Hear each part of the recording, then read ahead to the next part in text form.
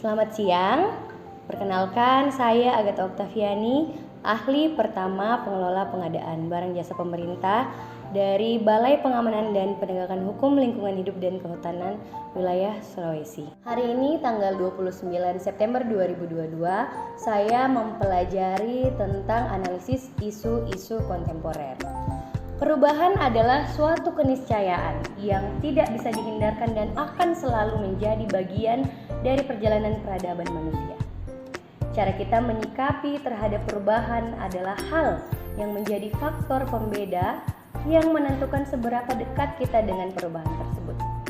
Perubahan lingkungan strategis yang begitu cepat, masif, dan complicated saat ini menjadi tantangan bagi bangsa Indonesia dalam percaturan global untuk meningkatkan daya saing sekaligus mensejahterakan kehidupan bangsa. Korupsi menjadi salah satu isu strategis kontemporer yang dihadapi oleh bangsa Indonesia saat ini. Bukan hanya itu saja, tetapi ada banyak isu lainnya, soal narkoba, hingga Bapak Presiden Joko Widodo pernah menyampaikan kekhawatirannya soal narkoba di Indonesia hingga mengatakan bahwa Indonesia darurat narkoba. Ada pula isu terorisme dan radikalisme dan selalu aktual.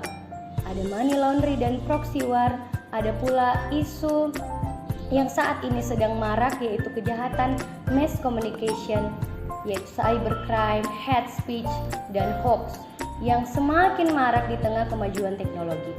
Isu kritikal secara umum terbagi menjadi 3 kelompok berbeda berdasarkan tingkat urgensinya, yaitu current issue atau isu saat ini yang merupakan isu yang sedang mendapat perhatian dan sorotan publik. Yang kedua adalah isu berkembang, merupakan isu yang perlahan-lahan masuk dan menyebar di ruang publik dan publik mulai menyadari adanya isu tersebut. Yang ketiga adalah isu potensial, yaitu isu yang belum nampak di ruang publik namun terindikasi dari beberapa instrumen dan mengidentifikasi adanya kemungkinan merebaknya isu yang dimaksud di masa depan. Terdapat 3 kemampuan yang dapat mempengaruhi dalam mengidentifikasi atau menetapkan isu, yaitu kemampuan environmental scanning, problem solving, dan berpikir analisis. Setelah memahami berbagai isu kritikal, maka selanjutnya diperlukan analisis untuk memahami isu tersebut secara utuh dan kemudian menggunakan kemampuan berpikir konseptual untuk mencari alternatif jalan keluar bagi pemecahan isu tersebut. Alat bantu penetapan kriteria isu yang berkualitas ada banyak jenisnya, misalnya menggunakan teknik tapisan dengan menetapkan rentang penilaian 1-5 pada kriteria. Dianalisis dengan teknik tapisan, selanjutnya dilakukan analisis secara mendalam untuk isu yang telah memenuhi kriteria.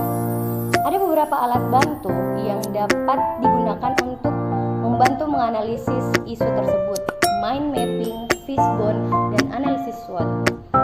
Dibutuhkan kemampuan untuk berpikir kritis, analitis, dan objektif terhadap satu persoalan, sehingga dapat merumuskan alternatif pemecahan masalah